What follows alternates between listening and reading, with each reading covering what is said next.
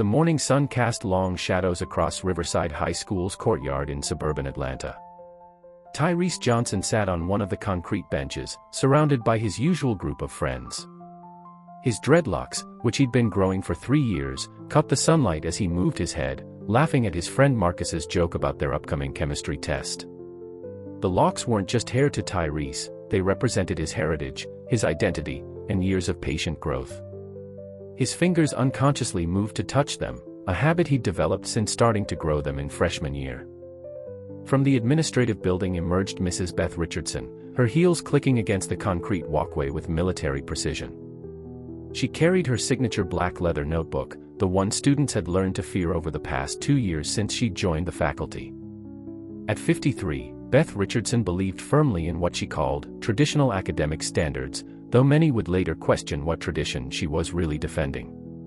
She moved methodically through the courtyard, her pen scratching against paper as she documented what she considered infractions: a girl's skirt that fell slightly above her knees, a boy's untucked shirt, another student's vibrant purple hair. But her attention kept returning to Tyrese's dreadlocks, which she viewed as a direct challenge to her authority and the school's dress code. The atmosphere shifted noticeably as she approached Tyrese's group. Other students tensed, their conversations dropping to whispers. They'd seen that look in her eyes before, the one that meant someone was about to have a very bad day. Beth's shoe stopped directly in front of Tyrese, who was still mid-laugh from another of Marcus's jokes. "Mr. Johnson," she said, her voice cutting through the morning chatter like a knife. "Your hair is in direct violation of the school's dress code." She held up her notebook, where she'd highlighted Section 4.3 of the school regulations: hair must be neat, clean, and well-maintained. Tyrese's friends fell silent. The entire courtyard seemed to hold its breath. Several students pulled out their phones, anticipating what was coming. Tyrese straightened his back, maintaining his composure despite the sudden confrontation. "My hair is neat, clean, and well-maintained, Mrs. Richardson," he responded respectfully, though his heart was pounding. "Dreadlocks," she pronounced the word as if it tasted bitter, "are not appropriate for an academic setting. They're unkempt by nature." She made another note in her book, her writing aggressive enough to tear the paper slightly. "You'll need to come with me to address this situation immediately." The surrounding students exchanged worried glances. Among them was Maya Chen, a junior known for her quiet determination and sense of justice. She watched the scene unfold, her hands gripping her textbook tightly as anger built inside her.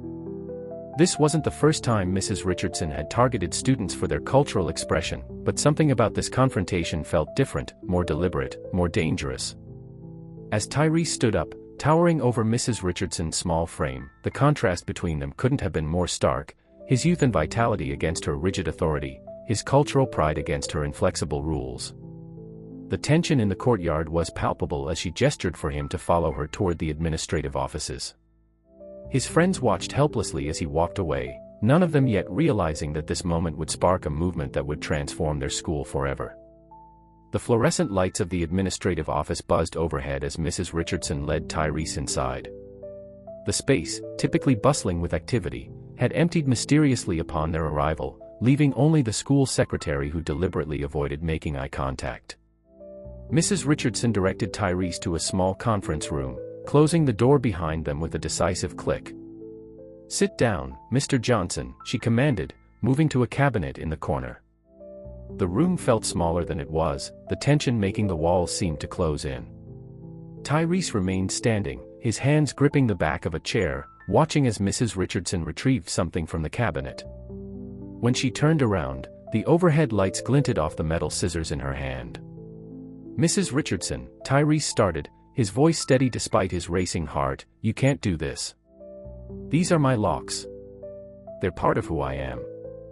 His reflection in the window showed fear creeping into his eyes, something he'd tried hard to hide. "The rules are clear," she replied, advancing toward him. "If you won't maintain appropriate grooming standards, I'll have to enforce them myself." The scissors opened and closed with a threatening snip. "Either you comply willingly, or this becomes a disciplinary issue that could affect your academic record." Through the conference room's windows, students had begun to gather, pressing their faces against the glass.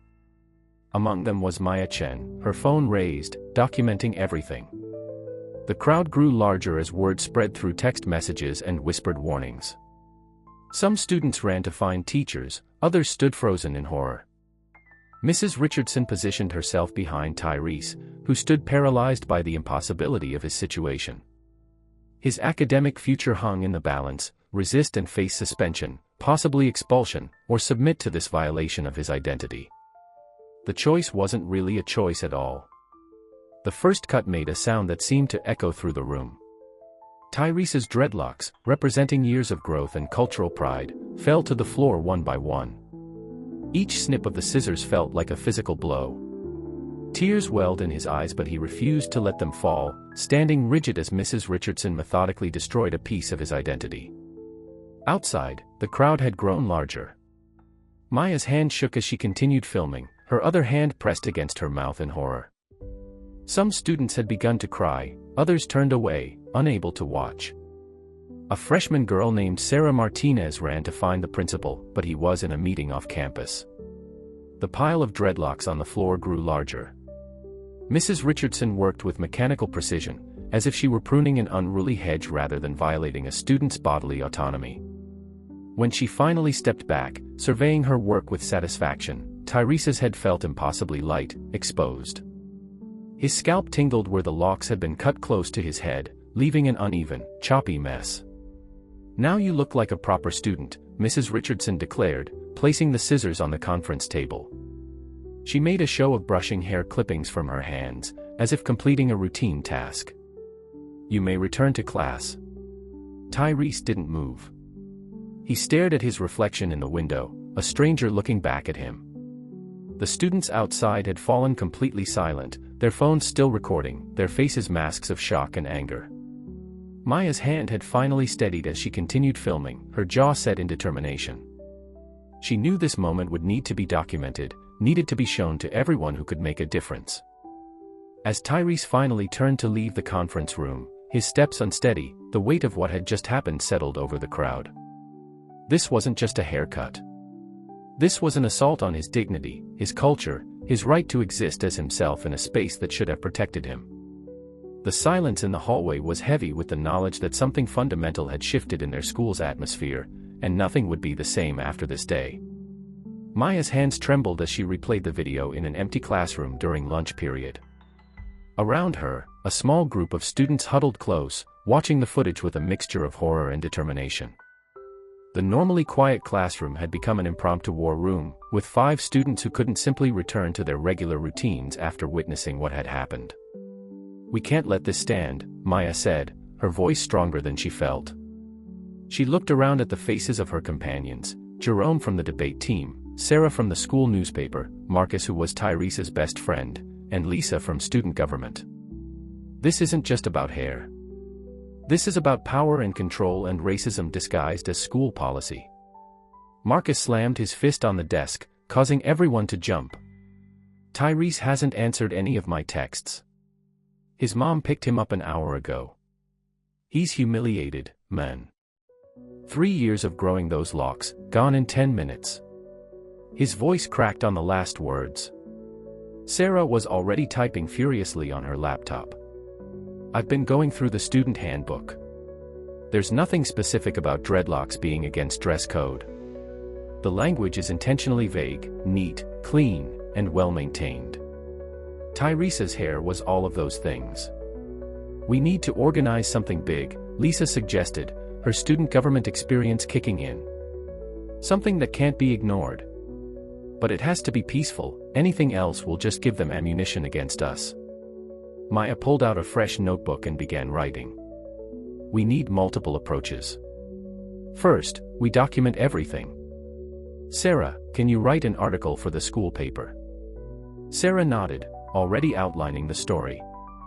"Jerome, you're good with research, can you find cases of similar discrimination in other schools? We need to show this isn't an isolated incident." The group worked through lunch, developing their strategy. They created a group chat titled, "Justice for Tyrese," and began reaching out to other students who might support their cause. Lisa drafted a formal complaint to the school board, while Jerome started researching successful student protests from the past. "What about social media?" Marcus asked, still fidgeting with anger. "That video needs to be seen." Maya hesitated, considering the implications. "Not yet," she decided. "We give the school a chance to do the right thing first. But we keep it as leverage." The bell rang, signaling the end of lunch, but no one moved to leave. "Tomorrow morning," Maya announced, her quiet voice carrying unexpected authority. "We meet at the flagpole before first period. Everyone wear black. Bring signs. Spread the word, but keep it off social media for now." As they gathered their things, Sarah paused at the door. "What about Tyrese? Should we tell him what we're planning?" The group exchanged looks, considering. "I'll go to his house after school," Marcus offered. "He needs to know he's not alone in this." Throughout the afternoon, the message spread through whispers, passed notes, and careful conversations between classes. Students who had never spoken to each other found themselves united in purpose. Even some teachers, who couldn't openly support the protest, found ways to convey their solidarity through meaningful glances and subtle nods. By the time the final bell rang, what had started as a small gathering in an empty classroom had grown into an organized resistance. Students grabbed extra poster board from the art room. The drama department quietly contributed markers and paint. The photography club offered to document everything. Maya stayed late, sitting alone in that same classroom where it had all started. She looked at her notebook, now filled with plans, schedules, and assignments. Tomorrow would change everything, but tonight, she couldn't help wondering if it would be enough. Somewhere across town, Tyrese was dealing with the aftermath of his humiliation, unaware that his classmates were rallying to his cause, preparing to stand up against the injustice he had faced. The sun was setting as Maya finally packed up her things, casting long shadows through the classroom windows. Tomorrow would test their courage, their unity, and their commitment to justice. But for now, the seeds of resistance had been planted, and there was no turning back. Mrs. Diane Williams was in the middle of a client meeting at her real estate office when her phone buzzed for the fourth time in 10 minutes. Finally excusing herself, she stepped out to find multiple missed calls and a series of increasingly urgent text messages about her nephew Tyrese. The last message included the video. Her hands shook as she watched the footage. Each snip of the scissors felt like a physical blow, and by the end, she had to lean against the wall to steady herself. Diane had helped raise Tyrese after his father's death, and those dreadlocks had been more than just hair, they were a connection to his father, who had worn his own locks until the day he died. "Cancel my appointments for the rest of the day," she instructed her assistant, already grabbing her car keys. The drive to Riverside High School took 15 minutes, but she made it in 10, her grip on the steering wheel turning her knuckles white. The school's main office fell silent as Diane strode in, her business suit and determined expression marking her as someone who wouldn't be dismissed. "I need to speak with Principal Matthews immediately," she announced, her voice carrying the weight of barely contained fury. "I'm afraid Principal Matthews is in a district meeting off campus," the secretary stammered, shrinking under Diane's intense gaze. "He won't be back until..." "Then get me whoever's in charge," Diane cut her off. "And Mrs. Richardson. Now." The secretary hurried to comply, making rapid phone calls while Diane stood at the counter, radiating controlled anger. Vice Principal Garcia arrived first, looking nervous. "Mrs. Williams, perhaps we could discuss this in my office." "No," Diane interrupted. "We'll wait for Mrs. Richardson. I want to have this conversation once, and I want everyone involved to hear what I have to say." Her voice carried through the office, drawing curious stares from passing students. When Mrs. Richardson finally appeared, she maintained her usual rigid posture, though something flickered in her eyes when she saw Diane. "Mrs. Williams, this is a school matter." "A school matter?" Diane's laugh held no humor. "You assaulted my nephew. You violated his bodily autonomy. You destroyed something that took years to grow, something that connected him to his deceased father. And you did it without parental consent, without due process, without any legitimate authority." The office had gone completely still. Even the phone seemed afraid to ring. Vice Principal Garcia cleared his throat. Mrs. Williams, while we understand your concern, you don't understand anything, Diane cut in. I own 3 businesses in this community. I employ parents of students who attend this school. I serve on the boards of 2 community organizations that provide funding to this district. And I am telling you now, this will not stand. Mrs. Richardson's face had gone pale, but she attempted to maintain her authority. The dress code clearly states. Show me, Diane demanded. Show me exactly where it states that dreadlocks are prohibited. Show me where it gives you the right to physically alter a student's appearance without parental consent. Show me where it justifies what you did to my nephew. The silence that followed was deafening. Vice Principal Garcia shifted uncomfortably. Perhaps we should schedule a formal meeting. Yes, we should, Diane agreed, her voice dangerous.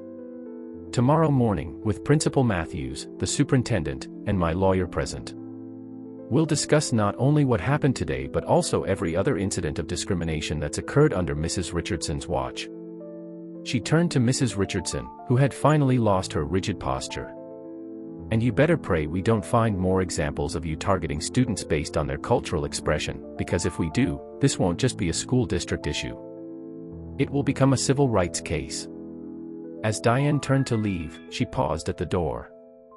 One more thing, I expect both of you to be prepared to explain why you thought it was appropriate to film my nephew's humiliation on the school's security cameras. I'm sure the media will be very interested in that footage. The threat hung in the air as she left, her heels clicking against the floor with each step. Behind her, the office erupted into frantic whispers and hurried phone calls. Tomorrow's meeting would change everything, but for now, Diane had made it clear that this wasn't just about one student anymore, this was about systematic change. The following morning, the conference room felt too small for the tension it contained. On one side sat Mrs. Richardson, her usual confident demeanor noticeably diminished, alongside Vice Principal Garcia and Principal Matthews, who had cut his district meeting short to attend. Opposite them sat Diane Williams, her lawyer James Turner, and Dr. Roberts, the district superintendent, who had been pulled into this crisis upon receiving multiple calls from concerned board members. Let's begin by reviewing the incident, Mr. Turner suggested, placing the laptop on the table. The security footage played silently, more damning than any argument they could make. Principal Matthews winced visibly as he watched, while Dr. Roberts removed his glasses, rubbing his temples. Mrs. Richardson, Dr. Roberts began, his voice heavy with concern, could you explain your rationale for taking such drastic action without parental consent? Before she could answer, Diane leaned forward. Actually, I'd like to share something first. She pulled out a folder. These are statements I've collected in the last 24 hours from other students who faced similar discrimination. A Hispanic student forced to remove her traditional quinceañera bracelet. A Muslim student questioned daily about her hijab. A Sikh student pressured about his turban. Mrs. Richardson's face flushed. Those items violated dress code. The dress code, Diane interrupted, or your interpretation of it. She spread the statements across the table. Every single one of these incidents involves a student's cultural or religious expression. Every single one happened under your supervision. That's not coincidence, Mrs. Richardson. That's pattern. Diane stood up, her voice trembling with controlled emotion. When I was in high school, a teacher told me my natural hair was unprofessional. She suggested I straighten it to fit in better. I went home and cried to my mother, who told me never to let anyone make me ashamed of who I am. She paused, making eye contact with everyone in the room. That was 30 years ago. And here we are, still fighting the same battle. Principal Matthews cleared his throat. Mrs. Williams, we acknowledge that mistakes were made. Mistakes. Diane's laugh was sharp. A mistake is marking a test wrong. A mistake is scheduling 2 events on the same day. What happened to Tyrese wasn't a mistake, it was an assault. It was discrimination disguised as policy enforcement. The room fell silent as security footage continued to play on loop. Mrs. Richardson stared at her hands, her usual righteousness crumbling under the weight of evidence. I've spent my life building businesses, creating opportunities, trying to make this community better, Diane continued. And in one action, you've shown these students that none of that matters. That no matter how successful we become, someone will always try to police our appearance, our culture, our very existence. Dr. Roberts spoke up, his voice grave. What would you like to see happen here, Mrs. Williams? I want accountability, she replied firmly. I want policy changes that explicitly protect cultural expression. I want training for every staff member on cultural sensitivity. And I want Mrs. Richardson to face appropriate consequences for her actions. Outside the conference room, students had begun gathering for Maya's planned protest. Their voices, though muffled, carried through the walls, a chorus of young people demanding change. Those students out there, Diane gestured toward the window, they understand something that Mrs. Richardson doesn't. They understand that diversity isn't a threat to education, it enriches it. They understand that forcing someone to conform to your narrow definition of appropriate isn't leadership, it's oppression. The meeting continued for another hour, but its outcome was already clear. The old way of doing things, represented by Mrs. Richardson's rigid standards, was crumbling in the face of a community that would no longer accept discrimination masked as discipline. Outside the administration building, what had started as a small gathering had swelled into a full-scale demonstration. Maya stood on the steps, her quiet demeanor transformed by purpose as she faced hundreds of her fellow students. The sea of black-clad teenagers stretched across the courtyard, their handmade signs raised high. Cultural expression is not a crime. Justice for Tyrese, our identity matters. We're not just here about one incident, Maya's voice carried across the crowd, stronger than anyone had ever heard it. We're here because this has happened too many times to too many students. We're here because silence equals compliance, and we refuse to be complicit anymore. The crowd responded with a roar of approval. Students who normally kept to their separate social circles now stood shoulder to shoulder. The basketball team linked arms with the chess club. Cheerleaders shared markers with band members to finish their signs. Unity had replaced the usual high school hierarchies. Local news vans had begun arriving, drawn by social media posts about the protest.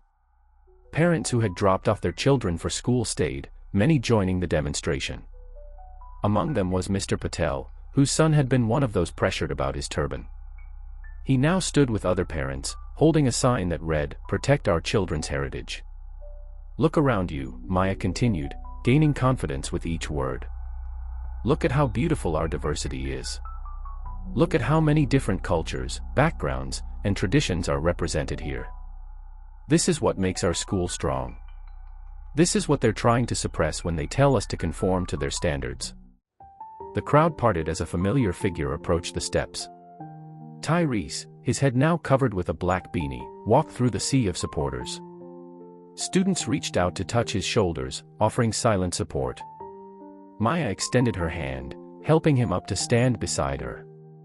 I didn't ask for any of this, Tyrese spoke, his voice rough with emotion. I just wanted to be myself. To honor my father's memory. To exist in my own skin without being told I was wrong for it. He pulled off the beanie, revealing the uneven remains of his cut locks. A collective gasp went through the crowd, followed by angry murmurs. But looking at all of you here, he continued, gaining strength, I realize this is bigger than me. This is about every student who's ever been told to hide who they are. Every person who's been made to feel ashamed of their culture.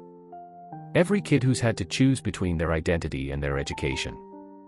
The protest had taken on a life of its own. Students shared stories of their own experiences with discrimination, each account adding fuel to the movement's fire. The school's social media accounts were flooded with messages of support from other schools, community organizations, and civil rights groups. Maya took the megaphone again. We demand change. We demand policies that protect our right to express our cultural identity. We demand training for staff on cultural sensitivity. We demand respect for who we are. The crowd took up the chant, we demand change. We demand respect. Inside the administration building, the meeting continued, but the sound of hundreds of young voices united in purpose made it impossible to ignore the shifting tide. This wasn't just a student protest anymore, It had become a community movement, a declaration that the old ways of enforcing conformity would no longer be tolerated. As the morning wore on, more people joined the demonstration. Local business owners brought water and snacks for the protesters. Alumni who had heard about the incident through social media arrived to show support. Even some teachers, unable to openly join the protest, found ways to show their solidarity through subtle nods and encouraging smiles.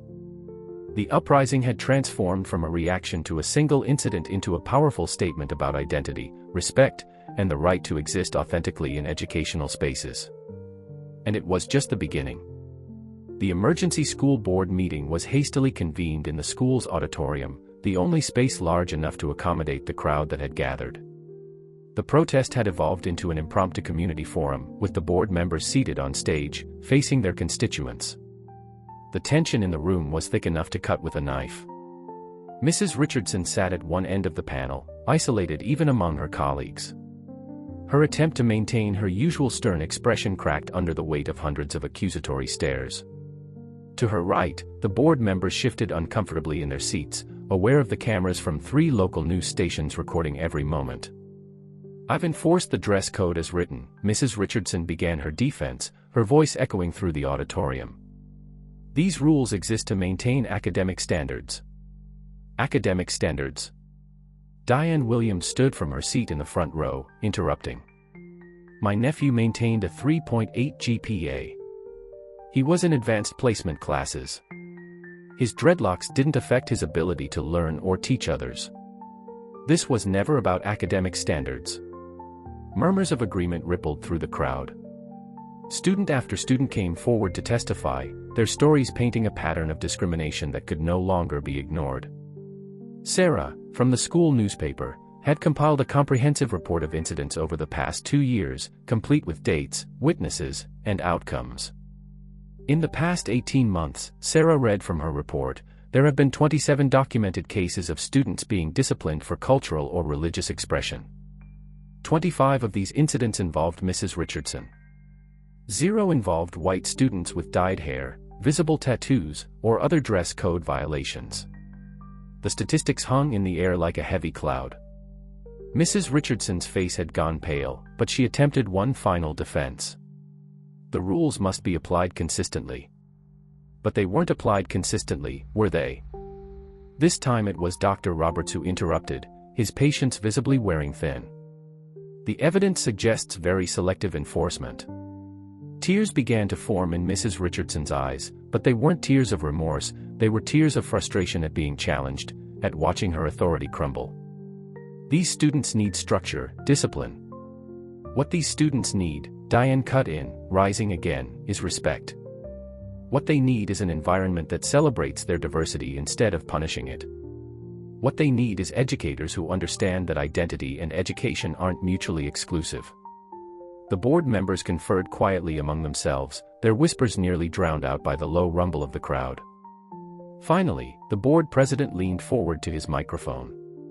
"Mrs. Richardson, given the evidence presented, do you have anything else to add in your defense?" Mrs. Richardson stood, her hands shaking slightly as she gathered her papers. "I've dedicated my life to maintaining standards in education. If this board no longer values those standards, perhaps it's best if you what?" Diane's voice cut through the auditorium like a whip. "If you resign. Before you're fired. Before we file a civil rights lawsuit. Before more evidence comes to light." She stepped forward, her voice breaking with emotion. "My sister, Tyrese's mother, died when he was 8. His father passed last year. Those dreadlocks were his connection to his father, to his heritage. You didn't just cut his hair. You cut away a piece of his identity, his memory, his grief." The auditorium fell silent. Even Mrs. Richardson seemed to deflate, finally confronting the human cost of her actions. The board president cleared his throat, preparing to announce their decision, but the damage was already done. The old system, represented by Mrs. Richardson's rigid authority, was crumbling before their eyes. Outside, the sun was setting on a day that had changed everything. The school would never be the same, and neither would its students. They had learned perhaps the most important lesson of all, that sometimes the greatest academic achievement is standing up for what's right. The news of Mrs. Richardson's dismissal spread through the school like wildfire. Students gathered in small groups in hallways and classrooms, their reactions a mix of triumph and disbelief. The morning announcements, usually ignored by most students, commanded complete attention as Principal Matthews officially confirmed the board's decision. Effective immediately, Mrs. Richardson will no longer be teaching at Riverside High, he announced, his voice crackling through the intercom. Furthermore, the school board has approved an immediate review and revision of all dress code policies, with input from student representatives and community leaders. The halls erupted in scattered applause, but the celebration was subdued. Victory carried with it the weight of responsibility. As Tyrese walked through the main entrance that morning, students parted to make way for him. Some reached out to touch his shoulder or offer quiet words of support. His beanie was gone, replaced by a proud display of his unevenly cut hair, a badge of resistance rather than a mark of shame. Maya met him at his locker, camera in hand. The school paper wants to do a feature story, she explained.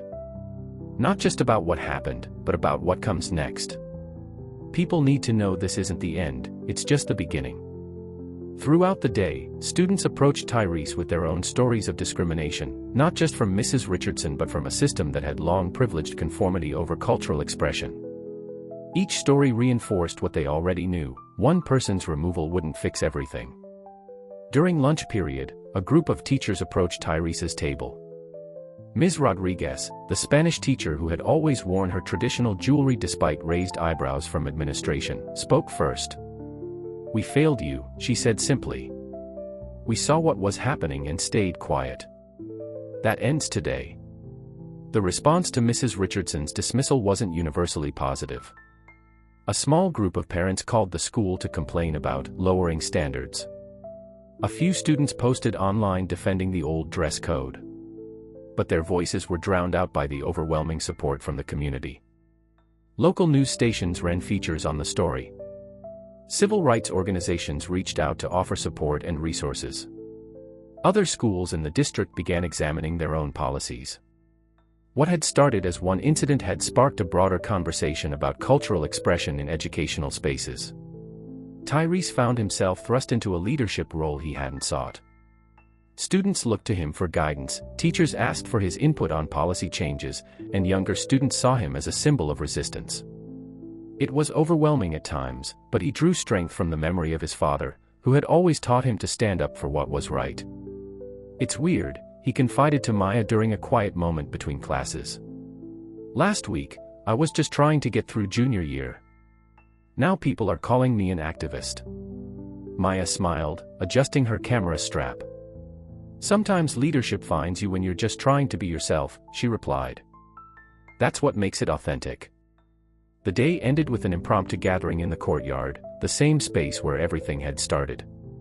Students and teachers mixed freely, sharing stories and ideas for the future. The rigid hierarchy that had defined their school was dissolving, replaced by something more organic, more inclusive. As the sun set on Riverside High, casting long shadows across the courtyard, there was a sense that while one chapter had ended, another was just beginning. The real work, of building a truly inclusive school community, lay ahead. But for the first time, it felt possible. The transformation of Riverside High began with small changes that rippled outward. In the weeks following Mrs. Richardson's dismissal, the newly formed Cultural Awareness Club held its first meeting in room 204. What was expected to be a modest gathering turned into standing room only, with students spilling into the hallway. Tyrese and Maya co-chaired the meeting, though neither had planned to take leadership roles. "This isn't just a club," Tyrese explained to the packed room. "This is a space where we can be ourselves, share our stories, and educate others about our cultures." The club quickly became more than just an after-school activity. Students began bringing in elements of their cultural heritage, traditional foods, music, clothing, and stories. Sarah from the school newspaper created a weekly column featuring different cultural celebrations and traditions. The school's sterile bulletin boards transformed into vibrant displays of student identity. Mrs. Williams became a regular presence at the school, but not as an angry advocate this time. She began giving guest lectures about cultural competency, drawing from her own experiences as a successful Black businesswoman. Her talks attracted not just students but teachers and administrators from other schools in the district. "Success doesn't look the same for everyone," she told a rapt audience during one session. "And neither does professionalism. The real world values diversity. It's time our schools did too." Her words carried extra weight coming from someone who employed many of the students' parents. The impact spread beyond Riverside's walls. Mrs. Williams was invited to speak at educational conferences, sharing the story of how one incident sparked institutional change. She always brought students with her, Tyrese, Maya, and others, ensuring that young voices remained at the center of the conversation. The club's influence grew in unexpected ways. When the French class studied colonialism, students from former colonies shared their families' perspectives. The literature curriculum expanded to include works from diverse authors. Even the cafeteria menu began featuring dishes from different cultures, with students' families sharing traditional recipes.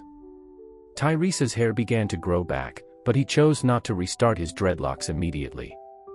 "Each stage of growth reminds me of what we fought for," he explained during a club meeting.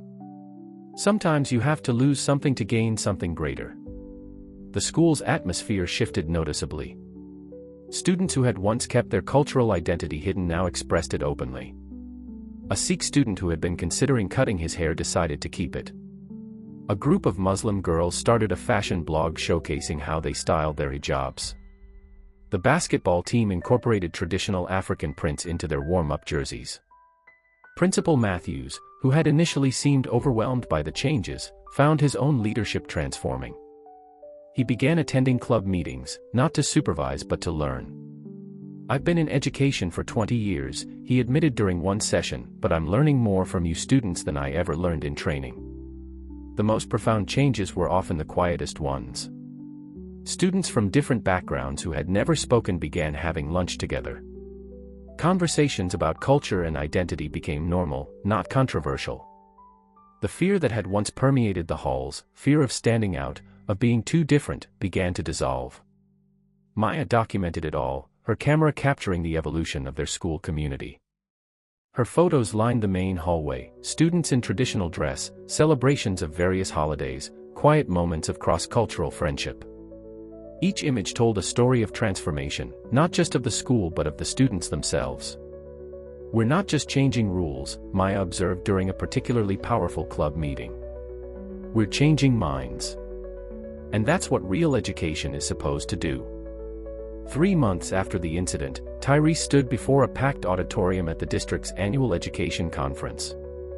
His hair had grown enough to show its natural texture, and he wore a traditional African print shirt, something that would have been unthinkable under the old dress code. The anonymous letter in his hand felt heavy with significance. "This letter arrived at the school last week," he began, his voice steady. "It's from a former student who graduated 5 years ago. She writes about how Mrs. Richardson forced her to change her name from Sochil to Sarah because it was too difficult to pronounce. How she spent years trying to reclaim her identity after graduation." The letter wasn't alone. Once it became public, more stories emerged. Former students began sharing their experiences on social media using #RiversideStories. Each account revealed a pattern deeper and more systemic than anyone had initially realized. Mrs. Richardson hadn't created the system of discrimination, she had merely been its most visible enforcer.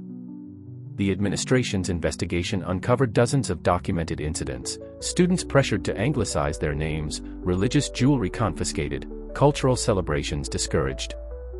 The findings prompted the superintendent to launch a district-wide audit of disciplinary practices and cultural sensitivity. Mrs. Williams took the stage after Tyrese, her presence commanding immediate attention. "These stories aren't just about the past," she declared. "They're about the future we choose to create.